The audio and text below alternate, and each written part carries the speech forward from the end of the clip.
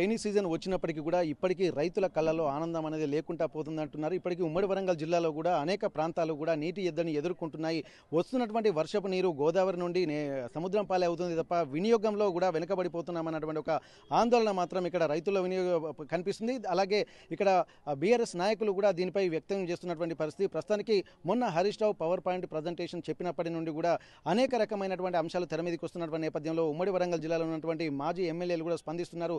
ఇప్పటికీ దీనికి సంబంధించి కూడా నీటి ఎద్దడి ఎదుర్కొంటున్నటువంటి పరిస్థితులు, దానికి రెక్టిఫై చేసుకోవాలంటే ఎట్లాంటి పరిష్కార మార్గాలు ఉండాలన్నటువంటి కోణంలో కూడా అందరికీ అవగాహన కార్యక్రమాలు కూడా ఏర్పాటు చేస్తున్నటువంటి నేపథ్యంలో ప్రస్తుతానికి తొలి తెలంగాణ డిప్యూటీ సీఎం అలాగే స్టేషన్ గన్పూర్ మాజీ ఎమ్మెల్యే ఇక్కడ తాటికొండ రాజయ్య గారు ఉన్నారు. ఒక్కసారి వారితో మాట్లాడదాం. వారి ఆలోచన విధానం ఎట్లుంది, రైతులకు న్యాయం చేయాలన్నా అలాగే సాగునీటి ఎద్దడిని ఎదుర్కోవాలన్నా వాటిని నివారించాలన్నా ఏం చేస్తే బాగుంటుంది, వాళ్ళ ఆలోచన విధానం ఎలా ఉందో తెలుసుకునేటువంటి ప్రయత్నం చేద్దాం.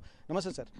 ఇప్పటి వరకు తెలంగాణ రాష్ట్రంలో ఏంటంటే 1,00,000 ఎకరాలకు కూడా తాగునీరు అందించాలన్నటువంటి కోణంలో కూడా ప్రయత్నాలు జరిగిందని చెప్పి గత ప్రభుత్వం చెప్తున్నటువంటి పరిస్థితి. ప్రస్తుతానికైతే ఇప్పుడు ఆ సాగునీటి ఎద్దడి ఎదుర్కోవాల్సినటువంటి పరిస్థితులు ఉన్నాయి. ఇప్పటికే రైనీ సీజన్ కూడా సగం దాటిపోయినటువంటి పరిస్థితుల నేపథ్యంలో ఇక్కడ చెరువులు అలాగే కుంటలు కూడా ఎక్కడికక్కడ ఇప్పుడు ఒక్కదాంట్లో కూడా నీళ్లు రాలేకపోవడం వల్ల ఆందోళన కలుగుతుందని చెప్పి చెప్తున్నటువంటి పరిస్థితి. వాస్తవానికి కూడా గ్రౌండ్ లెవెల్లో అట్లాంటి పరిస్థితి ఉంది. దీనిపై ఎట్లా స్పందిస్తున్నారు మీరు? రైతు యోగక్షేమాల మీద, సాగునీటి మీద ప్రభుత్వానికి చిత్తశుద్ధి లేదు. ఇప్పటికీ రోజుకొక్క రైతు లెక్క దాదాపు 530 మంది రైతులు వివిధ కారణాల వల్ల రైతులు ఆత్మహత్య చేసుకోవడం జరిగింది. కనీసము రేవంత్ రెడ్డి కానీ కాంగ్రెస్ ప్రభుత్వానికి చీమ కుట్టినట్టు కూడా లేదు. ఏ ఒక్క రైతు చనిపోతే ఎందుకు చనిపోయినని కూడా ఒక్కనాడు ఆలోచించలేదు.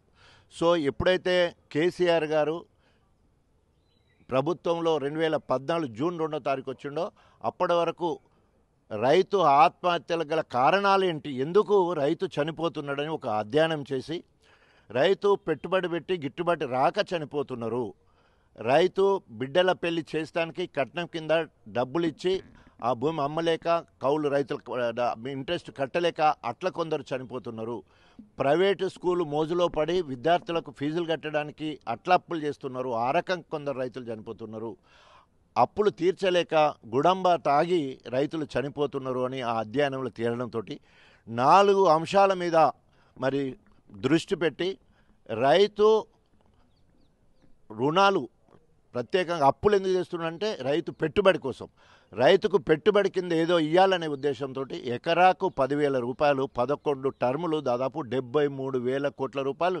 డైరెక్ట్గా రైతు ఖాతాలో పడ్డాయి. అది రైతుకు ఎంతో భరోసా. రైతు బంధువు పేరు మీద రైతుకు బంధువులాగా ఆదుకున్నాడు కాబట్టి రైతు నష్టపోయే అవకాశం రాలేదు. నెంబర్ 1. నెంబర్ 2, రైతు కరెంటు సరిగా రాక బోర్ల మీద బోర్లేసి మోటార్లు కాలిపోతుంటే 24 గంటల ఉచిత నాణ్యమైన కరెంట్ ఇచ్చి ఆ రకంగా రైతును ఆదుకోవడం జరిగింది. రైతు ఏ కారణం చేతనన్నా చనిపోతే రైతు బీమా పేరు మీద వారం రోజులు వెళ్ళక ముందే 5 లక్షల రూపాయలు ఇచ్చి ఆ కుటుంబాన్ని ఆదుకున్న పరిస్థితి. ఆ రైతుకు బిడ్డ ఉంటే కళ్యాణ లక్ష్మి పేరుతోటి 1,00,000 రూపాయలు ఇచ్చి ఆ కుటుంబాన్ని ఆదుకున్న పరిస్థితి. సో ఈ రకంగా అదేవిధంగా విద్యార్థులకు రెసిడెన్షియల్ పాఠశాల ఇంగ్లీష్ మీడియం మోజుతో ఉన్నందుకు ఆ రకంగా రెసిడెన్షియల్ పాఠశాలలు భారతదేశంలో నెంబర్ 1. 1021 రెసిడెన్షియల్ పాఠశాలలు పెట్టి ఒక్కొక్క విద్యార్థికి 1,20,000 నెల ఖర్చు పెట్టి ఈ దేశానికి మేధావులను ఎంబీబీఎస్ తర్వాత బీటెక్ తర్వాత ఐఏఎస్ ఐపీఎస్ ఎంబీఏ ఎంసీఏ పెద్ద పెద్ద చదువులు చదివించి ఈరోజు దేశ విదేశాలకు మేధావులు ఇచ్చే చరిత్ర ఇలా తెలంగాణ రాష్ట్రానికి ఉన్నది. అదేవిధంగా గుడంబ తాగి చనిపోతున్నారంటే గుడంబ తయారు చేసే వాళ్ళను అమ్మే వాళ్లకు 2 లక్షల రూపాయలు ఫ్రీగా ఇచ్చేసి గుడంబ తయారు చేసే వాళ్ళను అమ్మే వాళ్ళను అరికట్టడం జరిగింది. ఇది ఒక అధ్యయనం చేసి రైతును ఆదుకునే విధానం. కానీ రైతు చనిపోతే నిర్లక్ష్యం చేసి ఇప్పటి వరకు రైతు క్షేమం కోసం ఒక్కటంటే ఒక్క కార్యక్రమం చేయలేదు. అన్ని రైతు సంక్షేమ కార్యక్రమాలన్నీ ఫెయిల్ అయినాయి.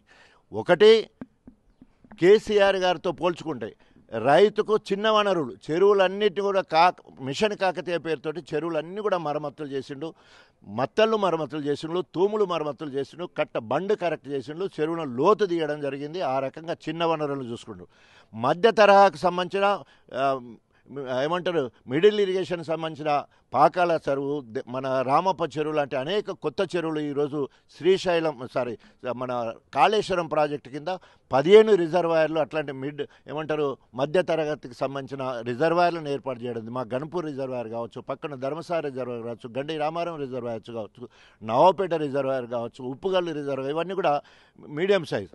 తర్వాత ఇంకా పెద్ద కాళేశ్వరం ప్రాజెక్ట్, పెద్దగా ఎత్తిపోతల ప్రాజెక్ట్, ప్రపంచంలోనే అతి పెద్ద, ఎక్కడో 80 ఫీట్ల కానించి వెళ్ళి దాదాపు 530 ఫీట్ల వరకు ఎత్తిపోసే విధంగా మరి అనేక లిఫ్టులు పెట్టి తీసుకుపోయిన సందర్భము కాళేశ్వరం. ఇది ఒక అద్భుతం.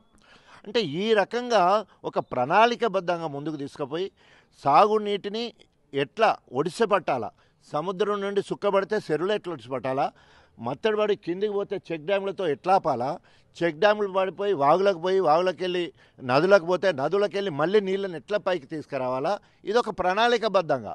సో మనకు ఎత్తిపోతలు తప్ప వేరే మార్గం లేదని పాలమూరు రంగారెడ్డి ప్రాజెక్టు, అదేవిధంగా కాళేశ్వరం ప్రాజెక్టు, సీతారామ ప్రాజెక్టు, అదేవిధంగా పునర్జీవ ఎస్ఆర్ఎస్పి పునర్జీవ పథకం ఏర్పాటు చేసుకొని ఈరోజు మిడ్ మేనేర్ వరకు కాళేశ్వరం ద్వారా మేడిగడ్డ నుంచి నీళ్ళు లిఫ్ట్ చేసుకుంటూ ఎల్లంపల్లి వరకు వచ్చి, ఎల్లంపల్లి కాడి నుంచి వెళ్ళి మిడ్ మేనేర్ వరకు వచ్చి, మిడ్ మేనేర్ కిందికి వస్తే లోవర్ మేనేర్ అంటే ఎల్ఎండికి, ఎల్ఎండి నుంచి వెళ్ళి ఒకసారి శ్రీరామ్ సాగర్ ఇది కిందికి వెళ్తే ఇప్పుడు మన కేసీఆర్ చెప్పినట్టు తుంగతుర్తి, సూర్యాపేట, అక్కడ హుజూర్ నగర్ వరకు, అటు సైడ్ పోతే బయ్యారం మొక్కని, ఇవన్నీ మొత్తం నీళ్ళు కూడా ఈరోజు కాళేశ్వరం నీళ్ళే. కాళేశ్వరం ప్రాజెక్ట్ అంటే ఒక మేడిగడ్డ మాత్రమే కాదు, 15 రిజర్వాయర్లు ఉన్నాయి. తర్వాత మిడ్ మేనేర్ దగ్గర నుంచి వెళ్ళి కిందికి ఎస్ఆర్ఎస్పికి అనుసంధానం చేస్తారు కాబట్టి ఇటు కిందికి నీళ్ళకి వచ్చి ఎస్ఆర్ఎస్పి పూర్తి స్థాయి 3rd ఫేజ్లో ఉన్న మొత్తం కూడా ఖమ్మం వరకు ఇలా నిలిచే పరిస్థితి ఉన్నదంటే దాదాపు కాళేశ్వరం ద్వారా 22 జిల్లాలకు 15 రిజర్వాయర్ల ద్వారా నీటిని అందించే కార్యక్రమం కాళేశ్వరం ప్రాజెక్టు. కాబట్టి ఇంత ఉంటే ఈరోజు కాంగ్రెస్ దేని గురించి పట్టించుకోదు. ఒకవేళ కాళేశ్వరం సక్సెస్ అయిందంటే ఎక్కడ కేసీఆర్కి పేరు వస్తుందని చెప్పేసి అది వైఫల్యం చెందిన ప్రాజెక్ట్ అని చూపించుకుంటూ 2 పిల్లర్లు కూలిపోతే దాన్ని భూతద్దంలో పెట్టి చూసే కార్యక్రమం చేస్తున్నారు. ఒకవేళ పిల్లర్లు ఎద్దుకొచ్చినాయి, ఆ రోజు బాగా పెద్దగా చప్పుడు వచ్చిందని చెప్పిండ్రు. మా వాళ్ళకున్న అనుమానం ఏంటంటే చుట్టుపక్కల ఉన్న రైతులు అందరూ కూడా ఒక బాంబు వెలిస్తే ఏ రకంగా వస్తుందో ఆ రకంగా చప్పుడు వచ్చిందని చెప్పే కార్యక్రమం అయింది. మరి దాని మీద ఎంక్వైరీ చేయాలి. నువ్వు అధికారంలో ఉన్నావు, నువ్వు ఘోష్ కమిషన్ వేసినప్పుడు అక్కడ చుట్టుపక్కల వీళ్ళను అధికారులను వీళ్ళను ఎట్లా కట్టిలని కాదు, చుట్టుపక్కల రైతులను విచారించవలసి ఉండే. వేలాది మంది రైతులు చుట్టూ ఉన్న గ్రామాల రైతుల గురించి కూడా కారణం ఏందని అడగవలసి ఉండే. రైతులు నిజ నిర్ధారణ చేసి చెప్పేవాళ్ళు. ఆ రాత్రి ఏమైంది, అక్టోబర్ 2023 ఆ రోజు ఏమైంది, ఏం చప్పుడు వచ్చిందంటే దానికి కొంత మనకు ఇన్ఫర్మేషన్ వచ్చే కార్యక్రమం ఉండే. దాన్ని కూడా అందులో పొందుపరిచేది ఉంటే బాగుంటుండే.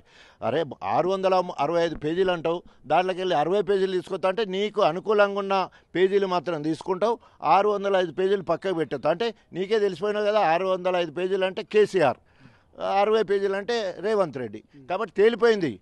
రేపు అసెంబ్లీ పెట్టి 665 పేజీల నివేదిక ఇస్తే చీల్చి చెండాడతాడు మా హరీష్ అన్న, కేసీఆర్ అన్నట్టు 100% కేసీఆర్ అసెంబ్లీకి వస్తాడు, నిగ్గు తేలుస్తాడు.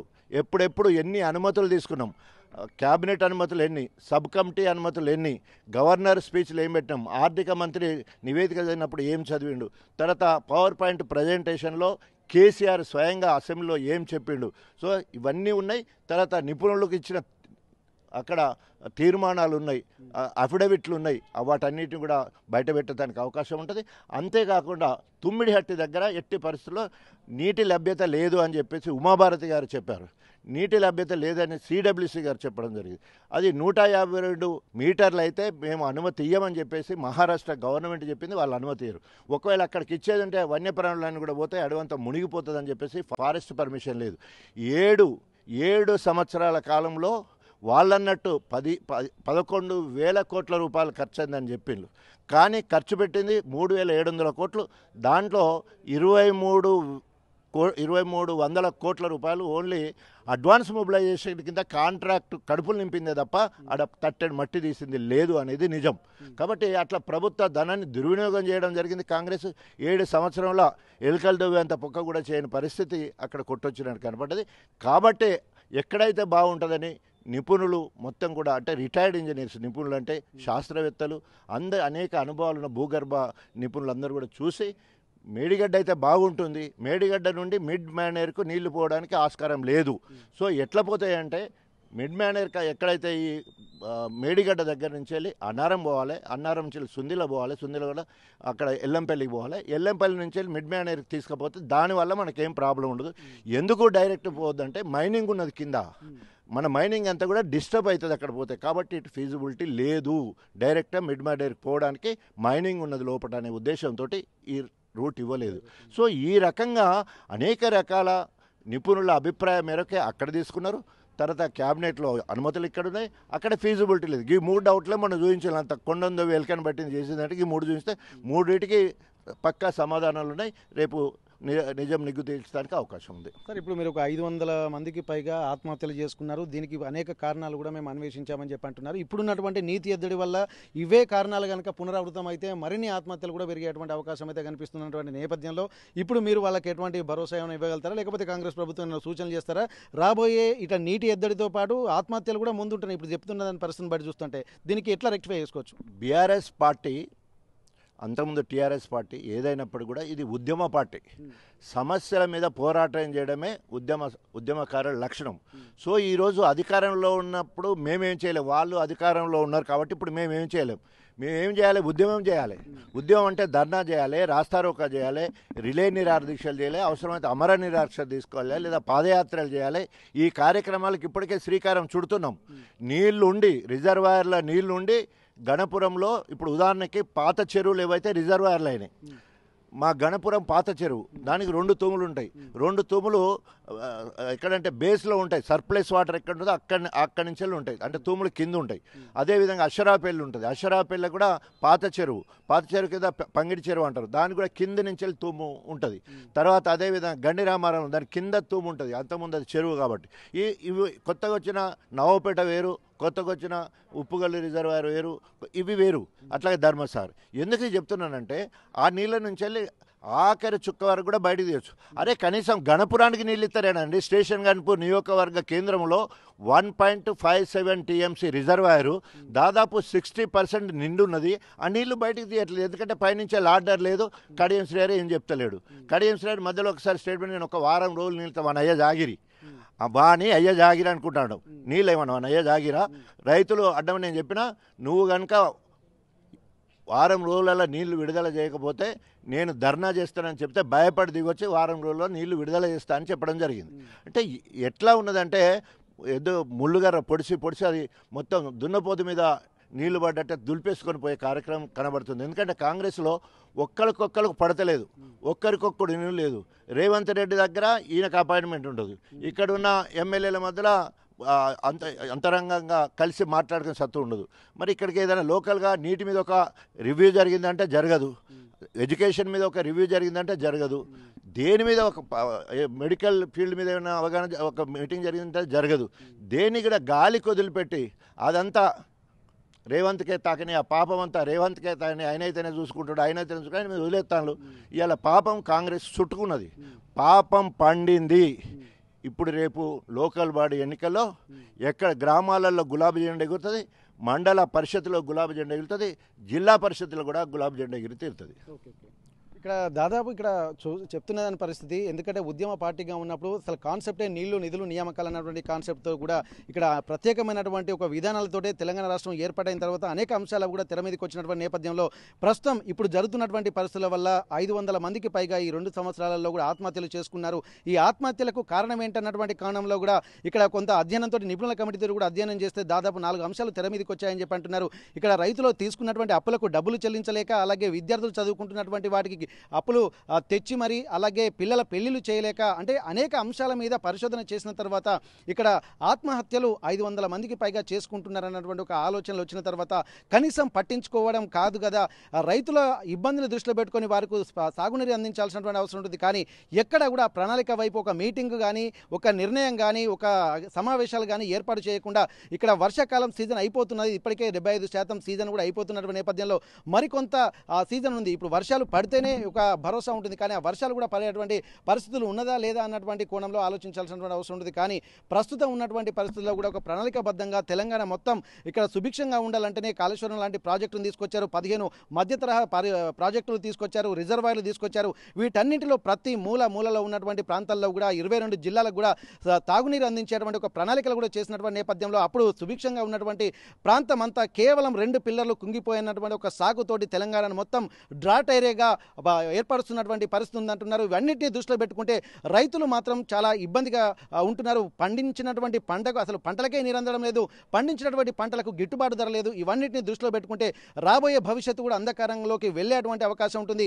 ఉద్యమ పార్టీగా ఉన్నటువంటి బీఆర్ఎస్ పార్టీ అప్పుడు ఉద్యమాలు చేసి తెలంగాణను సాధించుకుంది. ఇప్పుడు కాంగ్రెస్ పార్టీ అధికారంలోకి వచ్చింది కాబట్టి మళ్ళీ ఉద్యమాల ద్వారా తెలంగాణ ప్రజల్లోకి వెళ్తామని చెప్పి అంటున్నారు.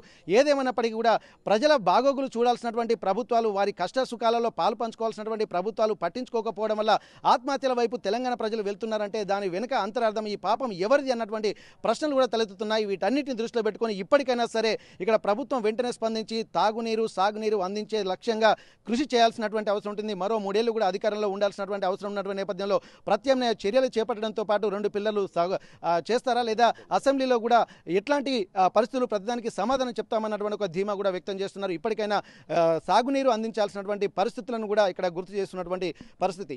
హనుమకొండ నుండి కెమెరా పర్సన్ వంశీతో Venkataratnam, RTV Warangal.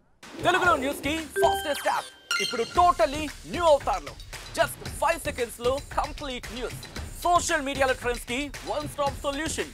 Live TV app voice search option తో ఇప్పుడే డౌన్లోడ్ చేయండి లేదా అప్డేట్ అయిపోండి. యాప్ లింక్ డిస్క్రిప్షన్ లో ఉంది.